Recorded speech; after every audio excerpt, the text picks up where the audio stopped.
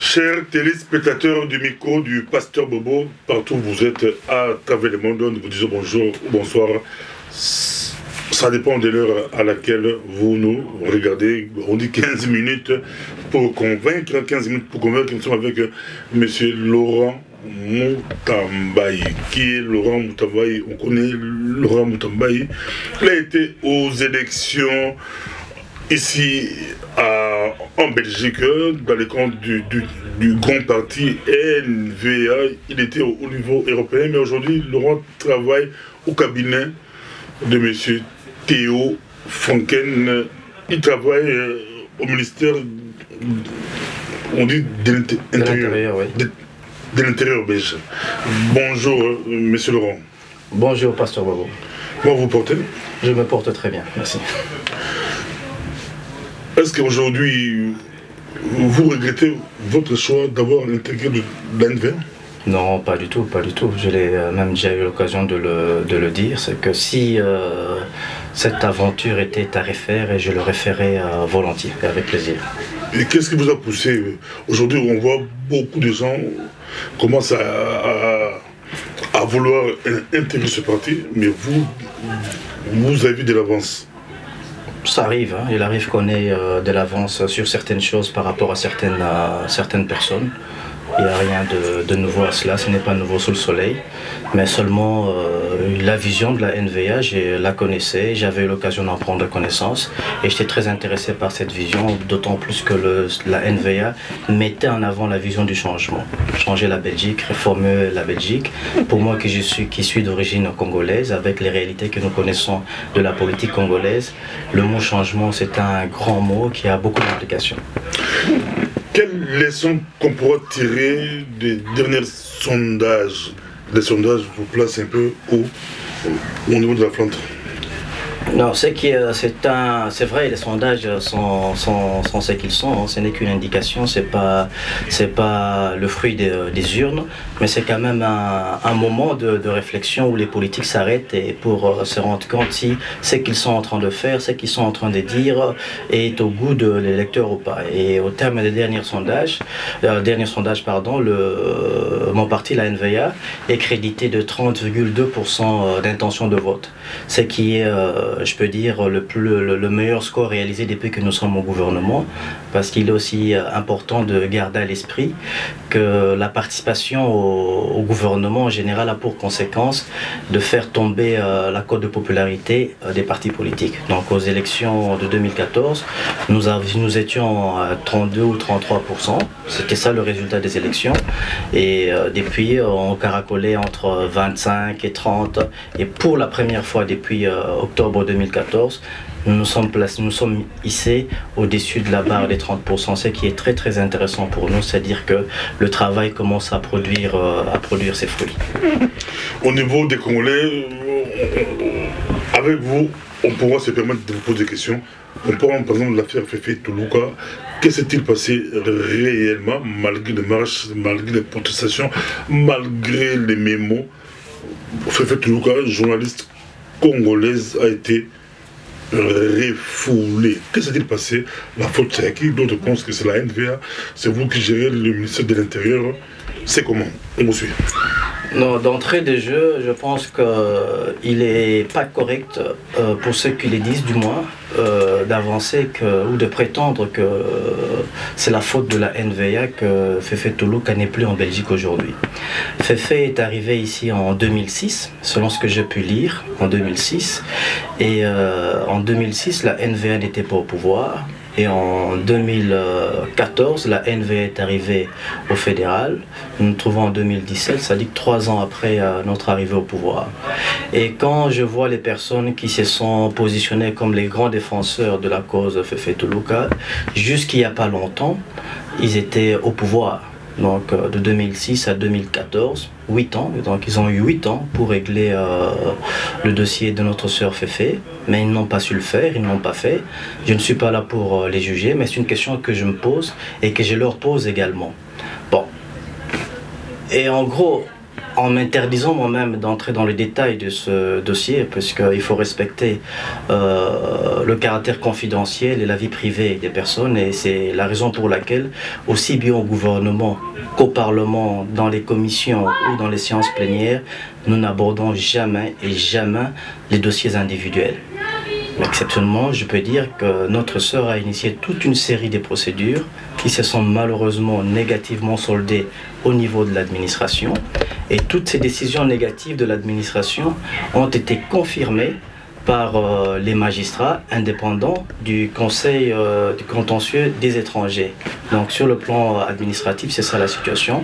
Donc il ne restait plus qu'une seule brèche, c'est que le secrétaire d'État use de son pouvoir discrétionnaire. Et pour cela, il fallait avoir des bonnes raisons à cela. Et c'est en ce moment-là que ma position aurait pu profiter à notre sœur en jouant un rôle de médiateur. Mais qu'est-ce qui s'est passé en ce moment-là? Quelques frères de la communauté, quelques ceux de notre communauté se sont beaucoup agités et malheureusement souvent avec maladresse. Ils ont multiplié toute une série de manifestations publiques auprès des diverses administrations, notamment l'Office des étrangers, le Conseil, le CGRA, qui est le Commissariat général des réfugiés aux apatrides, qui est l'instance indépendante qui analyse toutes les demandes d'asile ici en Belgique, et même au cabinet. Et lorsqu'ils sont venus au cabinet manifester, j'ai moi-même entendu de mes propres oreilles, ce ne sont pas des faits qui m'ont été rapportés, et ils ont lancé des cris de racistes, de néo-nazis, d'assassins, des xénophobes. Bon, je ne sais pas si c'est la meilleure manière de régler un problème. On attend un geste de clémence de la part d'une personne, et en même temps on se pourfond dans des insultes à caractère personnel. Et toute cette série de comportements a fini par rendre impossible ma mission de médiation auprès du secrétaire d'État. Donc c'est avec la mort d'Allah dans l'âme que j'ai dû constater l'échec de cette mission qui a fini par aboutir à l'expulsion de notre sœur Féfé Toulouka. Et je pense que c'est ici l'occasion pour la communauté de s'arrêter sur ce genre de situation et tirer les enseignements nécessaires. Les gens qui se sont mobilisés dans la défense de ce dossier étaient de personnes qui avaient le bon profil, qui ont utilisé les bonnes méthodes pour atteindre les résultats espérés. C'était quoi les résultats, c'est parvenir à obtenir la relaxe de notre sœur Féfé. Or, je demeure convaincu que les personnes qui se sont présentés ou qui se sont improvisés défenseurs de ce dossier avaient plutôt un autre agenda, un agenda caché. Et c'est pour moi ici l'occasion de lancer un appel à notre diaspora ici en Belgique pour que les intelligences se mettent debout, pour que les intelligences se mobilisent et jouent leur rôle. L'élite a un rôle à jouer. Et l'élite, armée des connaissances qu'elle a et du bagage qu'elle a à sa disposition, pourra correctement orienter les choses, savoir mener correctement les démarches dans l'espoir qu'on aura les résultats escomptés. Le temps où expliquer la Mamou, Laurent Moutambaye, il y a un ministre Théo, affaires intérieures, parce que le bureau, mon bureau, à travers la cabinet, à travers mais Laurent Balandu la bouquet juste dans le poteau toi on a quand on a la moquée pour bande que bazon dans biso bidé za dossier balabi bilan depuis bozim yo le biquet baka et belé kala bato ba il a pouvoir avant entre autres tant que ba comboter mais tu bien ba PS ba CDH ba parti sous son bon de ba il a pouvoir avant ba on va traiter un monter entre autres cas ya fait Toulouka ba traiter un monter mais tant bien boyer ba mani ko le ba André bilan bo créer au binon beaucoup mais bilan be bo pour le belé Laurent ouais bon yo la catégorie au moment solo déjà il se raconte que depuis bilan bo pouvoir je précise bien il se raconte depuis bilan bo pouvoir bo refoulé batou et belé pour le camion bango tabon bazalaka bilan tu na bo c'est bilan mais bo tindika bo ta la terre bon ba congolais ba se plaît la bilan ba congolais ba landar de bilan. Il y a solo ba congolais ba sepeli na NVA bazo sepela pe ba continuer ko sepela na NVA. Ce qui est vrai na lobaki on a le poto ba kaneti ande kona biso Féfé nazwaki occasion ya ko kotama moke na kati ya dossier na ye ndeko na biso akomi na Belgique en 2006. En 2006 toyebi NVA ezalaki na fédéralité. Mbala liboso NVA kota na fédéral ezalaki na fin 2014.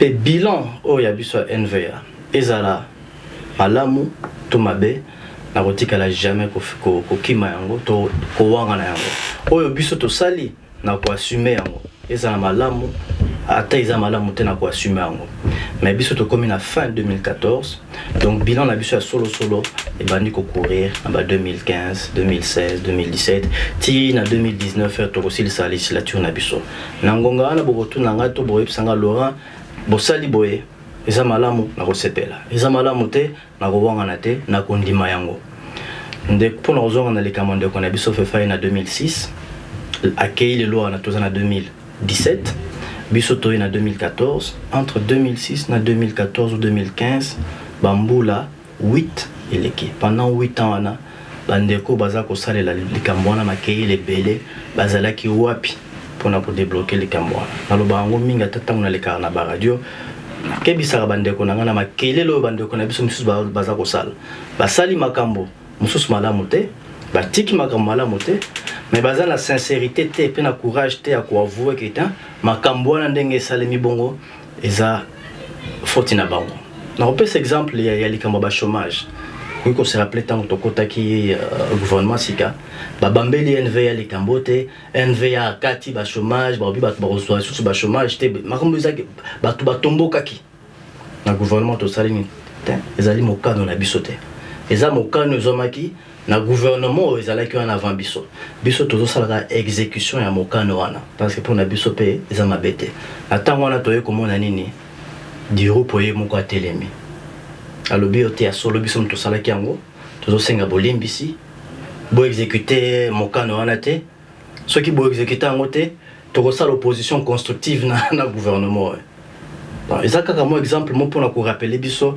lolenge obande ko na biso mususu ba mesana ko tambola biso to tambola lolenge wana te donc ndeko na dossier ndeko na biso zalaki malamu te asalaki ba procédure kili ba procédure nyonso wana elekaki malamu te na moko tovandi toza na administration et réceptionnaka ba demande eza ya régularisation eza la asile ba demande kili eza office des étrangers wana eza sous pouvoir direct ya secrétaire d'état Théo Franken on a za conseiller na ye à côté ozana o babengi CGRA commissariat général pour les réfugiés aux apatrides wana eza organisme indépendant et analyse ba demande d'asile biso secrétaire d'état je voulais dire musala na eza kopesa bango ba moyen ko déterminer na responsable ya CGRA ba objectif ni bazolanda pouvoir ya secrétaire d'état ya Sukiwana azana pouvoir loi et OPC pouvoir mon côté apesa commissariat général ba instruction que moto yo pesa yengunda to pemela yengunda ni be ko Belgique ça vous permettre yangote après on a ceux qui ba sepelité décision au office des étrangers ezui to CGR ezui ba ko ko tsaba recours na bango za wapi ezai pas ba magistrat baza indépendant escandé to bengi na le poto CCE en abrégé mais ça conseil de contentieux des étrangers ba magistrat ne sont la paix bisoto yo kokuta bango eza ba tout autonomie au basa politique à NVA eza ba tout ya l'état ba pouvoir za ki liboswana et engager ki bango installer bango et nommer bango bisoto ye to sali pe nettoyage te parce que ezala ba parti mususu je pense banga ba sa nettoyage banga ba tetete o eza ba to ba NVA batika ki bisoto tia bango na porte to tia ba to na biso mais te wa sali yangote NVA sali yangote kaka ba to basala ki wana to continue bango ti lelo. Donc dossier de qu'on a vu ce comment qui peine à conseil du contentieux pour le magistrat indépendant tu as un pouvoir au côté il y a repère sa bombe instruction bah on peut valider la décision négative il y a office étranger puis il y a CGRA na dossier de qu'on a vu ce fait donc la procédure non ceci là qui et comment qui na moment où c'est là qui azonga c'est qu'on a moment on a la procédure ils ont simbaté nga azomeka ko soit na secrétaire d'état pour nous retrouver mesures formule nini toriye ko sunga ndeko na biso fefe pour na ndenga vandi a mingi pena risque azala akoka ko courir so bazongi siemboka mais na moment wana na moni bandeko baza libanda bakofinga na bazokene na office des étrangers na CGRA ba na cabinet bafinga Théo bafinga ngai bon na climat wana ngana osala musala nga médiation ndengeni na mutongo botozolela ayo ke la biso mawa a roye ke la biso mawa ndengeni na climat na pe mission ngai bandeko bo baza libanda ba rendre mission ngai impossible ils ont expliqué pour un dossier et ce qui m'a fait. Pour la marambo expulsion, il est faux à Kolobaketa, tout ça qu'on tindika ba Congolais belé, faux et archi faux. Tant on a mon nazo ba chiffres, nazo mon na ba statistique, il y a ba nationalité. Oyo toza ko expulser nazo ba toza parce que za législature na biso naza ko assumer magam toza ko sala nationalité congolaise et Zoya soit en 19e position soit en 20e position. Donc premier tozate premier le 5 tozate du 5e au 10e toza konaté bato bazo bengana bazo ngisama mboka na bon du 10e au 15e toza pe konaté tozo bimisa moto za 19e 20e bon ceux qui toza 19e to 20e est-ce que ba otobolo ba toza nationalité vraiment baza ko viser baza ko tindika makasi on les a aspect moko na aspect mususu tant aux tala ba chiffre ya régularisation otali 2015 pour dans ta campagne to landela bino ba chiffre mais bango ba bigi bili bo reflet ko le gabon bon ngana zomona oyo biso toza ko sala bakoki ko le batte que pendant que bango bazaki na pouvoir ba centre fermé bakanga kian on a aucun dimanche. Ce que centre fermé qui c'est-à-dire que c'est que politique à retour ezalaika. Mais biso le retour za ko sala, to lobi to za état de droit. Bino réduire to bo maris bomatisi. Ndé mutu zon. La période de banani bino bare beaucoup refoulement et kiti to emati. Naza na s'intéresser na ba chiffre ya refoulement na ba chiffre refoulement na bangote.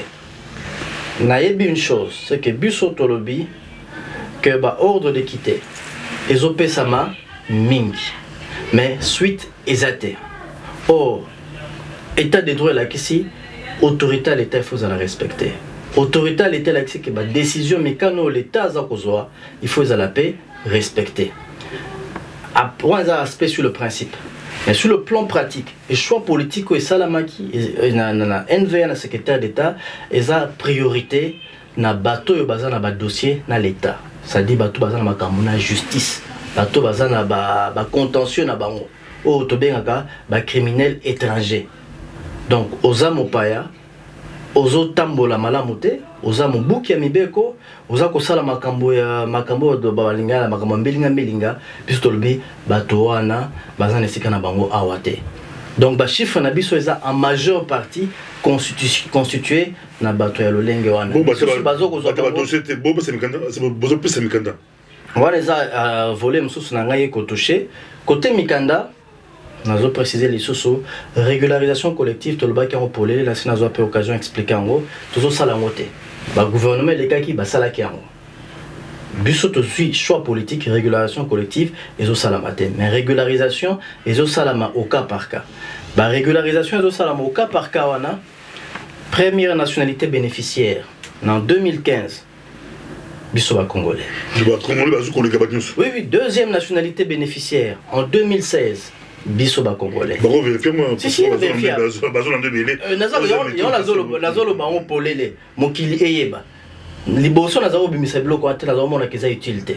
Mais je pense que le comme nécessaire bandeko ba congolais ba yebakete musali zo ko sala mawa eza ko impacter bango na ndenge ya mabete eza ko impacter bango positivement et même contrairement aux fausses rumeurs bandeko mususu baza ko faire courir. Donc 2015, 2016, 2017 à 9 ans en cours première nationalité za ko bénéficier na ba régularisation en biso eza ko salama sous mandat na biso eza nationalité congolaise. Toujours sur la polémique, polémique, mais on va question polémique sur la place maximalienne, on va réfugier l'affaire, comment vous expliquez moi polémique? Bon, depuis quelques temps, tous on a problème en la Belgique n'a parc Maximilien. Batebele, Bazole Kaka, aux alentours parc Maximilien, ça parc aux appels à Gare du Nord, Sika, Office des étrangers, n'a pas Gérard Nezali. Bazole mon abandonné Belé. Bah là les bons on a tout le monde doit tout préciser tout le monde et zo pesa image à malamote ezako choqué bato neni na poto bato ba cause la ndengo wana est-ce que l'état na mboko azate donc tous interpellé makasi na likambo wana et il y a quelques semaines même un mois et demi to tindi secrétaire ta tindi ba mission belé kuna notamment fait d'asile, les agences fédérales qui accueillent les demandeurs d'asile. Fait d'asile, dans l'office des étrangers, qui a mené une campagne de sensibilisation. Quand il y a des gens Mboko Bozali, accueille les alliés. Ndenge Bovandi Bo, ils ont malamuto, ils ont anarchie.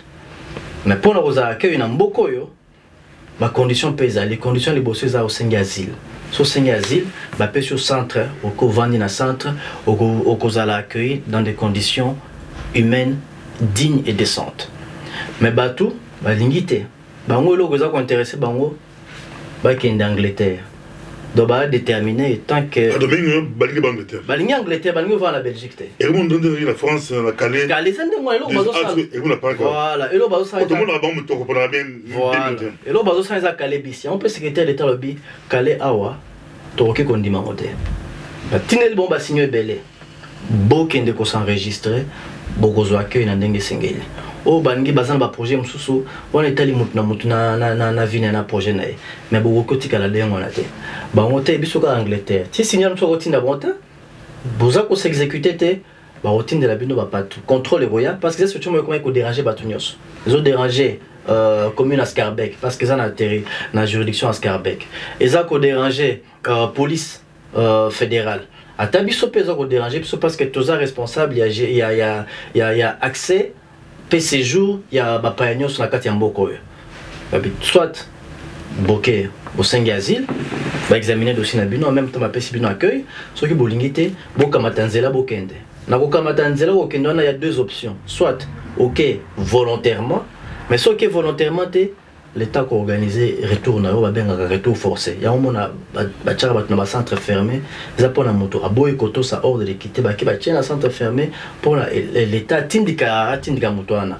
Bande ko bayo quitter bande ko bayo quitter depuis une semaine ba patrouille comme ko sala ma fréquemment bazoya bazoka mata bande ko ozokende to ke te sobi okende to tika là bon a ozana sika vanda te les jungle te kao a peut te permettre en route alors OK na centre fermé kuna to organiser retour na yo la plupart des nationalités za les nationalités soudanaises na érythréenne na ba nationalité mususu ba congolais bamingo te ba congolais baza vomater comment ça va passer à la libanda to so sawa ba dossier c'est très important mais to se met aux je sais pas si tout le monde là ba nous rebelle to comprendre ma mingité ba yo pour on l'appelle mais en té ba musu ba kota ba ngete ba musu ba kota tous les comment pour non tu vas les gars même. Et ce qui est ça, le fait que baye on a ils appellent pambate toujours au courant ba filière ba passeur les anasima ba passeur bazo pe sa bango ba information wana bazo ko vanda mais ndenge pe toujours ko zo bango ils ont permettre l'état remonter ba filière on a pas démanteler ba filière donc Angleterre et l'équipe Belgique. Bon, pour la bango Angleterre est justement mieux que Belgique. Bon que ba longo Afrique pour nous vendre en Angleterre dans la Belgique te. Bazo baté Angleterre, bon ka Angleterre, bon ka Londres, qu'on a ba conditions meilleures. Mais Londres, Angleterre, puis ce mot de but, Pepele is finished. Bon, c'est soit Angleterre. Pepele is finished, tu peux si à Londres, le mot, à Londres, à Belgique, à la France, à France, pour tout est compliqué. Moi, la Belgique, pas de Belgique, ça passe. Moi, la France, moi, la Paris, pas de Paris, n'a pas de raté. À London, pas de raté. Toi, un peu un peu compliqué. Bateau à Fandi, les radios au Fanda. Mais, Bataliban, la choix, la bango, produit la bango Londres, les lignes de Londres, au centre. Bah bon, la Belgique. Tout ça, on moi qui c'est mon groupe. Tout le monde qui joue dans un peu aux actifs de les réseaux sociaux. Bah donc, et comme na Kassai, mais là, vous expliquer. Bah donc, c'est là, il peut, on essaie actuellement, maman Kassai, bah donc, et comme na Kassai. Ah oui, c'est solo effectivement. Suite à mon boulot, bimaki na Kasai, bakufak mingi, ba village zalaki rasé, ba déplacement population salamaki interne tout comme externe, bandeko belé pe bakendaki na Angola, tilelo bazan Angola. Alors diaspora Belgique et la mukaki pour na ko initier action moko humanitaire, ba action salamaki à collecte en bongo, bande umswati na bongo mbala moko na Kasai pour na ko intervenir directement. Mais biso na mois avril, to lancaki action moko ya collecte à badon. Badon ezalaki collecté, tu parvenais qui a rassemblé 700 kilos de dons, tout confondu, vêtements, nourriture, bilo kili et kendaki. Et comme qui na Kinshasa na fin avril. Mais Ozo se rappelait coïncident qui peine la suspension à la coopération militaire, ce qui fait que pareil belge singla qui même madonna na Kasai moyen ça la mesate moyen rotation ça la mesate ti nandenge contact et na yozo contact na MONUSCO procédure et se mettre en place. MONUSCO enfin a aidé biso à acheminer badona na Kananga. Et on peut en profiter pour nous remercier Batunio sur participer à une action ana Batunio sur bazar Batunio sur azong après ça qui est l'eau qu'on a pour nous aider bato kananga merci mingi na combo à bato ba recevoir badona et puis l'autorité belé ba intervenir dans aboutissement et action ana parce que pour l'action ana il a fallu accord de départ il y a ministère de la défense ou organisé qui vole ana et en dehors il y a ministère de la défense MONUSCO et Moko ambassade de Belgique na qui intervenait qui attaque cabinet affaires ministère affaires étrangères et qui peut intervenir parce qu'à un moment donné dossiers à qui bloqué par différentes autorités va recevoir expression monnaie et gratitude dans une action et aboutir malgré que yo moi temps le plus important c'est que dans les commis destinataire c'est pays makasi église catholique nous tous partenaires na biso kuna à réceptionner qui dans et à assurer dispatching nango par Caritas International parce que sur place l'église catholique a travaillé na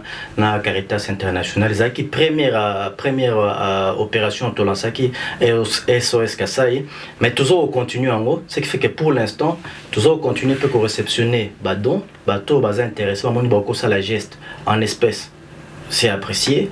Ceux qui basent dans l'espèce de atabadon en nature, vêtements, mais priorité toujours quand il pour na bateau babimi bazone à guerre, baza plus na besoin ya ba kisi na biloko rolia et si qu'on est à rentrée scolaire pour na aider pe bano ba kozon à kelasi ba stylo, ba cartable, ba cahier biloko ndengona, nyo soane les bienvenus d'ici un mois, il y a une autre possibilité ya ko tindela bango biloko. Et c'est vrai que c'est mon Koyamba, monsieur Laurent Moutamba Tobin, sur Belgique, diaspora là-dessus, tout ça béni, tout pas mollement.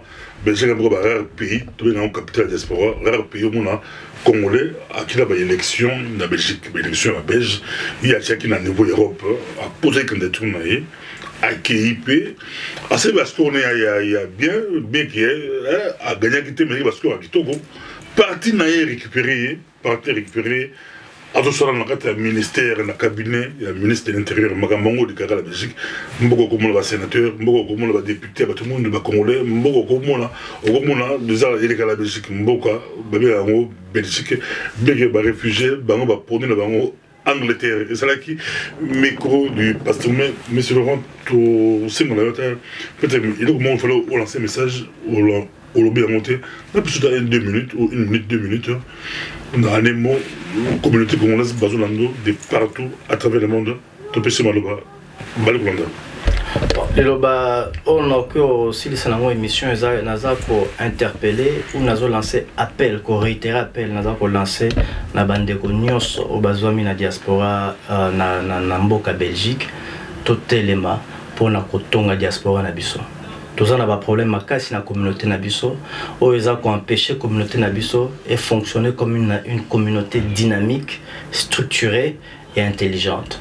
Mais tout côté que la mi-colonion sauté autant union sauté les lara congolais lingi congolais tout à la temps na ba commerce na biso ndenge eza koleka. Naza congolais, tout naza membre de la communauté congolaise, na préféré qu'on sombe pas mutumussu plutôt que qu'on sombe pas ndeko nangai.